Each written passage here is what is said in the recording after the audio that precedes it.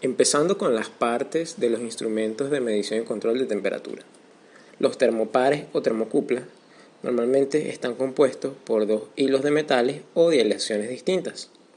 Estos están introducidos en un tubo protector, que por supuesto estos aislantes son cerámicos o de óxido de magnesio. La cabeza de conexión está conectada a los bordes, adecuado a los extremos libres de los hilos, que están en la termocupla. Esto asimismo permite la conexión al cable de prolongación que los unirá al instrumento de medida. Como podrán notar, las termoresistencias comparten ciertas partes de la termocupla. Esta está constituida porque es el elemento base, que es la resistencia de platino, básicamente de alta pureza. Esta está bobinada sobre una base de cerámico cristal. Esta está soldada a los hilos de prolongación y todo esto también va introducido en un tubo protector que está provisto de aislantes cerámicos interiores también. Esto va conectado a la cabeza de conexión y a los bordes, adecuado a los extremos de los hilos de prolongación. Asimismo, este permite que se conecten al cable de unión al instrumento de medida. Las fallas más comunes normalmente vienen dadas por las vibraciones, los materiales corrosivos y el mal ensamblaje. Empezando por las vibraciones, estas pueden causar estrés mecánico en los cables del termopar y de la termoresistencia. Los termopares están sujetos a fatigas por vibración. Esto puede provocar fallas en el aislamiento y cortocircuitos. En el caso de las termoresistencias, estas son especialmente susceptibles al daño por vibración. Un cable roto o dañado puede provocar un circuito abierto, señales ruidosas y mediciones esporádicas de temperatura alta.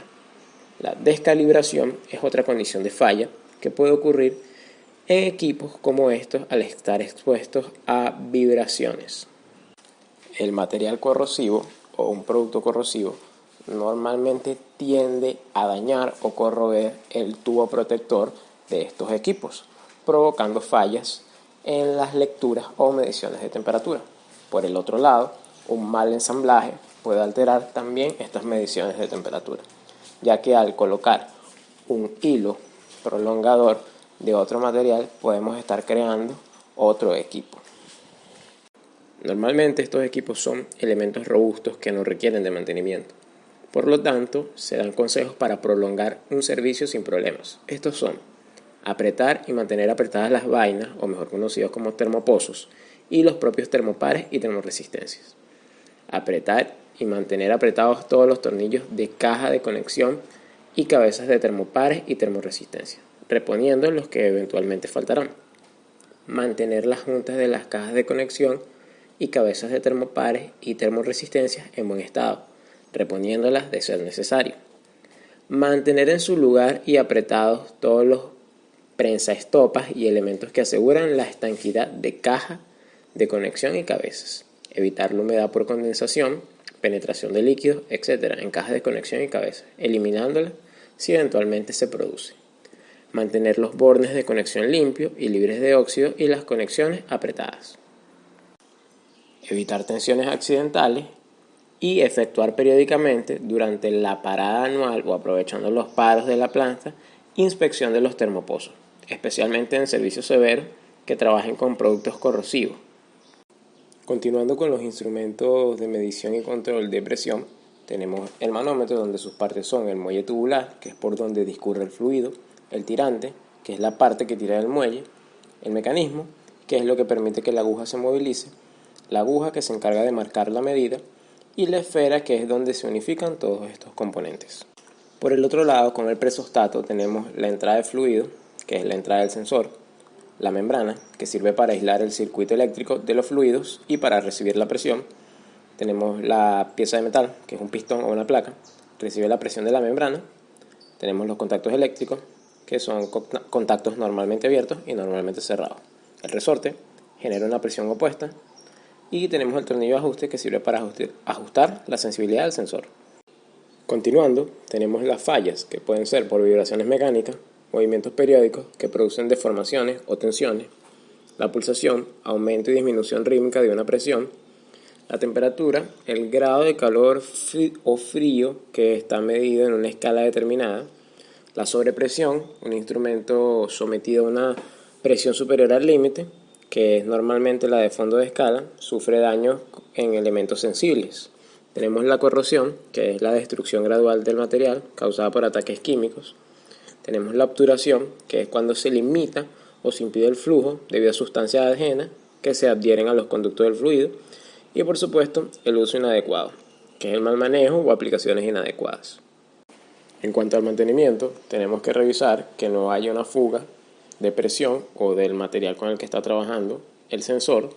Tenemos que asegurarnos del rango de trabajo, de que no exceda el rango de trabajo para que fue diseñado el equipo. Tenemos que mantener el ambiente libre de contaminantes. Con esto me refiero a partículas de polvo, observar que el fluido con el que se está trabajando, con el material que se está trabajando, no sea corrosivo. Y por supuesto, tenemos que mantener limpios los equipos. Empezamos con los equipos e instrumentos de medición y control de pesado o de peso. Tenemos en este caso la balanza, donde sus partes son el platillo, soporte único para colocar el objeto o los objetos que deben ser pesados. Tenemos la pantalla, es un visor que solo nos proporciona los datos básicos, la información en cuanto al peso de los objetos o lo que necesitamos pesar. Tenemos el teclado, que es el mando de la botonera, que permite administrar las distintas opciones del software. Tenemos el conector, que es el alimentador de conexión eléctrica, y el interruptor, el botón para encender o apagar. En la báscula también tenemos un plato, un adaptador, que es la fuente de alimentación de la báscula. La diferencia es que tenemos unos pies y soportes, los cuales ayudan a mantener equilibrada la báscula. El software, que es el sistema o programa que permite su funcionamiento. Tenemos un estabilizador, que es un sistema que nos indica cuando la báscula está suficientemente equilibrada para poder pesar. Y por supuesto tenemos el teclado. Las fallas de los instrumentos de medición y control de peso pueden ser que el plato de la báscula o balanza no esté bien conectado, la célula de carga tiene problemas o no está calibrada, la báscula está en una superficie inestable, lo que puede alterar la medición, no está bien conectada a la corriente, o el alimentador de corriente o la batería interna están dañadas. En cuanto al mantenimiento, se tiene que realizar una revisión y limpieza del sistema electrónico, que puede ser la tarjeta electrónica, voltaje de alimentación, cables, terminales, conectores, el teclado o el display. Tenemos la limpieza del platillo de pesaje, para que ésta se encuentre libre de polvo o suciedad que pueda alterar las mediciones. Tenemos por supuesto la limpieza y calibración de la celda de carga, revisión y limpieza de la cámara de pesaje, verificación de los mecanismos de ajustes de la puerta frontal de la cámara de pesaje, verificación y ajuste de funcionamiento del equipo, y por supuesto tenemos que llevar un informe de mantenimiento y un registro fotográfico del trabajo que se realiza. Continuando con los equipos o instrumentos de medición y control de objetos extraños, en este caso el detector de metales, empezamos con sus partes. Tenemos el cabezal de detección, que es donde se encuentra el sistema funcional que hace posible la detección de contaminantes metálicos. El sensor fototubo, que es un dispositivo eléctrico dentro del detector que se encarga de las emisiones de las ondas electromagnéticas. La banda de transporte, el mecanismo utilizado para el flujo del producto. Debido a esto, es necesaria la correcta selección del tipo de detectores de metal. La estructura del equipo, que es lo que garantiza su estabilidad durante su funcionamiento. Y el panel eléctrico, que es donde va todo el cableado que garantiza la conexión y corriente del equipo. Una de las fallas más comunes de este equipo se debe a su mala configuración. La mala configuración puede provocar que el detector no realice una advertencia anticipada de una amenaza potencial que puede ser un metal ferroso o no ferroso en el flujo del producto. La mala configuración también puede afectar al margen de seguridad y por supuesto esto también afecta a lo que es el rechazo automático de paquetes o de flujo de producto. Referente a su mantenimiento, por supuesto este equipo se tiene que mantener limpio para evitar problemas en la lectura y realizarle una configuración periódicamente o revisar de que la autoconfiguración no se haya perdido. Continuamos con los instrumentos de medición y control de llenado. En este caso se escogió un sensor de nivel y sus partes son las siguientes. Tenemos cabeza de la probeta, tenemos el aislante, el electrodo y en el caso, como se puede ver en la foto, que es un sensor de nivel ultrasónico, estos usan transductores. Como estos son equipos utilizados para una medición continua y puntual, pueden presentar fallas si no se calibran adecuadamente o si hay un cambio en la constante dieléctrica. Esto puede causar errores en la señal. Otra de las fallas se puede deber al depósito de materiales altamente conductores sobre la probeta. Esto puede afectar la exactitud y la repetibilidad de la señal. Estos equipos requieren de un mínimo mantenimiento, pero esto no significa que no haya que hacerle ciertos ajustes o revisiones. Esto tiene que ser revisiones del set point o los valores ajustables con los que trabajan en estos equipos, y por supuesto tiene que revisarse que la probeta sea la adecuada a líquidos o materiales corrosivos para así no evitar fallos en la señal y en la medición. Finalmente vamos con los instrumentos de medición y control de flujo.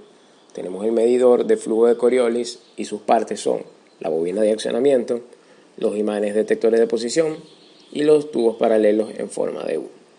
Las fallas de este equipo siempre vienen dadas por una configuración incorrecta que es realizada por un personal que no está capacitado como es debido. Su mantenimiento es bastante sencillo, son equipos que requieren poco mantenimiento y se necesita siempre verificar la temperatura de ambiente y la temperatura del proceso.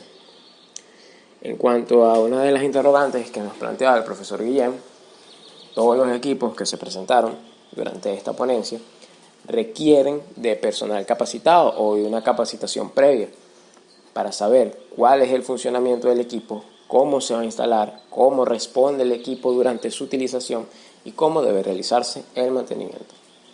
Muchas gracias por escuchar mi ponencia. Esto fue todo por los momentos.